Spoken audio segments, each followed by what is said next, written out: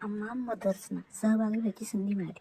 यात प्रत्येक मुलाच्या आईची इच्छा होती की आपण पार्टिसिपेट करावं. अशा आम्ही मिळून एकूण 16 जणी एकत्रित आलो आणि आम्ही मॅमला भेटलो. आम्ही एकमेकांना ओळखत नव्हतो, तरी पण आम्हाला जी इच्छा होती मुलांसाठी डान्स करण्याची, त्यासाठी आम्ही एकत्र आलो. 16पैकी हळूहळू एक बॅकआउट करत गेल्या आणि आम्ही शेवटी 11 जणी उरलो. यामध्ये आमचा प्रवास इतका गोंधळाने सुरू झाला की गाणी निवडणे, थीम ठरवणे, कोरिओग्राफर शोधणे यातच आमची खूप दमछाक झाली.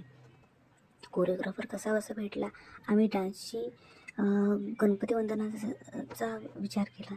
पण ज्यावेळेस प्रिन्सिपल मॅमने सांगितलं की आम्हाला गणपती वंदना दुसरं कोणतरी करत आहे, तुम्हाला वेगळा विंटर थीम रिलेटेड काहीतरी करायचं आहे, त्यावेळेस आमचा परत चिडचिड झाली. कारण एकतर कसं तरी आम्ही गणेश वंदना रिलेटेड डान्स करणार होतो आणि त्यातच मॅमने सगळं चेंज करून टाकलं.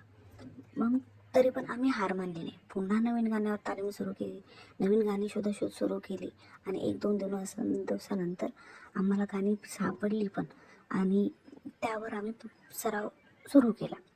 सराव पूर्ण झाला असं वाटतंच मॅमने परत ऑडिशनला बोलवलं आणि ज्यावेळेस आम्ही ऑडिशन दिलं त्यावेळेस त्यांनी आम्हाला परत एकदा नवीन सांगितलं की आमची थीम वेस्टर्न पूर्ण आहे आणि तुमच्या सॉंग्समध्ये वेस्टर्न ॲड करा, जेणेकरून आमच्या मुलांसाठी कंटिन्यू करतो. पुन्हा नवीन टेन्शन, अरे बापरे आता काय करायचं. पण आम्ही मागे हटलो नाही. आम्ही सर्व मदर्सनी खंबीरपणे प्रयत्न केले. कारण ड्रेस रिलेटेड आम्ही खूप सहन केलेलं, कारण जवळपास एका मुलीने 3 ड्रेस ऑर्डर केले होते. कुणाचा कलर वेळेवर आला नाही, कुणाचा कलर वेगळा आलेला, कोणाला दुसऱ्याच्याकडे डिलिव्हर होत नव्हता लवकर. पण असे 3 ड्रेस एकीने ऑर्डर केले आणि त्यातच मॅमने आता नवीन सांगितलं. पण आम्ही प्रत्येक गोष्टीला सामोरे गेलो. अखेर आमचा डान्स स्टेजवर आम्ही यशस्वीरित्या करून दाखवला. याला खरंच आमची जिद्द आणि यश आमचं. आणि थँक्स टू ऑल मदर्स.